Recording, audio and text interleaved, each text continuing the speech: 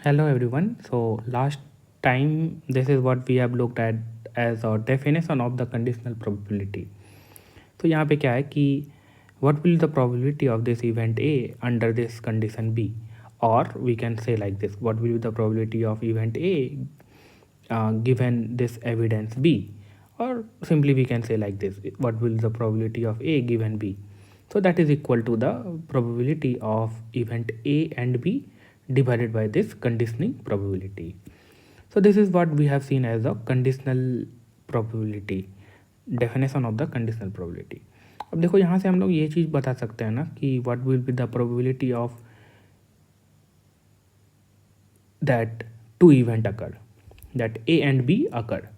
So अगर मुझे यहाँ से देखना हो, so probability that event A and B occurred. So from here we can write like this, probability of event B into probability of this event A given B. So इसका interpretation अगर करना होगा तो देखो इस तरह से करेंगे हम. So probability of event A and B, the occurrence of probability of event A and B is equal to the occurrence of the first probability, what will be the probability of the first event, और हम consider कर रहे हैं कि B जो है वो मेरा फर्स्ट इवेंट है, टाइम्स दिस कंडीशनल प्रोबेबिलिटी. मतलब कि इस तरह से देखो, the probability of the occurrence of the, or what will be the probability of this event A and B, that is equal to the probability of the first event or the probability of event B into probability of event A given B has already occurred, right? अब जैसे कि similarly ये भी तो consider कर सकते थे, जैसे कि मैंने यहाँ क्या बोला कि B जो है मेरा पहले अकर हो रहा है.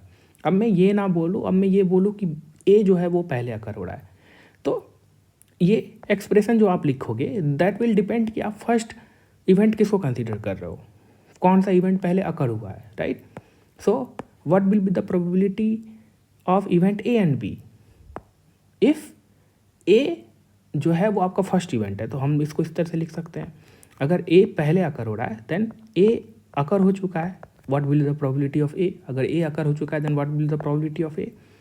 नाउ इनटू अगर ए अकर हो चुका है then I will ask that under the condition what will be the probability of B, right?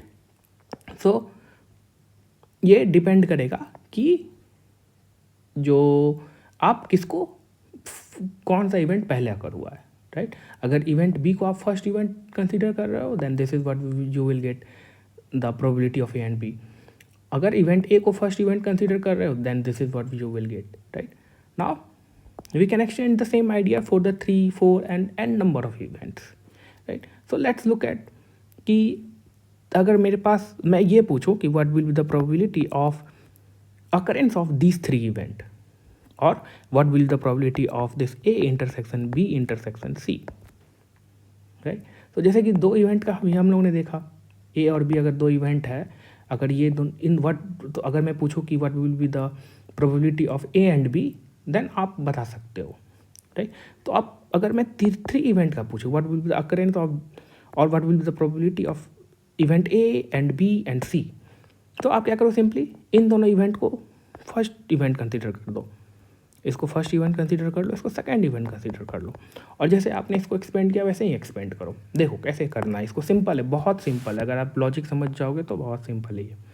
देखो मैं क्या बोल रहा हूँ कि ये फर्स्ट इवेंट है, this one is the first event, then I will ask that A intersection B, इस इवेंट का प्रोबेबिलिटी क्या होगा. और अगर ठीक है ये इवेंट मतलब कि अकर हो चुका है, what will be the, what ever be the is the probability. Now into अगर ये इवेंट अकर हो चुका है दैट मीन्स कि A intersection B, this is the first event, अगर ये अकर हो चुका है, now under this condition I am asking that what will be the probability of this event C, right? अब देखो इसको आप फर्दर एक्सपेंड कर सकते हो, जैसे कि फिर क्या है यहाँ पे क्या है कि मैं ज्वाइंट प्रोबेबिलिटी पूछ रहा हूँ, what will the probability of A and B, that means कि इसको आप कैसे कर सकते हो. अब यहाँ पे मान लो कि ए जो है फर्स्ट इवेंट है, बी जो है सेकंड इवेंट है, तो इवेंट ए अकर हो चुका है, उसका प्रोबेबिलिटी.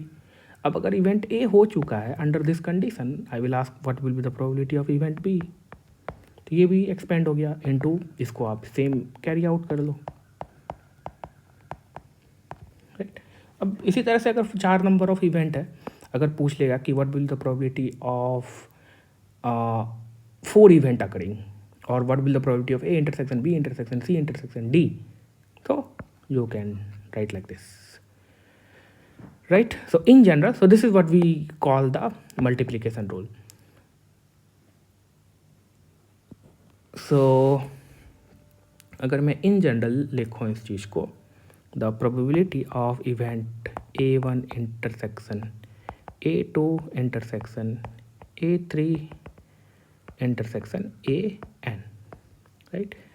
सो सिंपल क्या है, देखो क्या करना है आपको, जैसे कि इसको अगर हम इस तरह से लिखें, कैसे लिखेंगे इसको, देखो प्रोबेबिलिटी फर्स्ट इवेंट अकर हो चुका है, A1 अकर हो चुका है.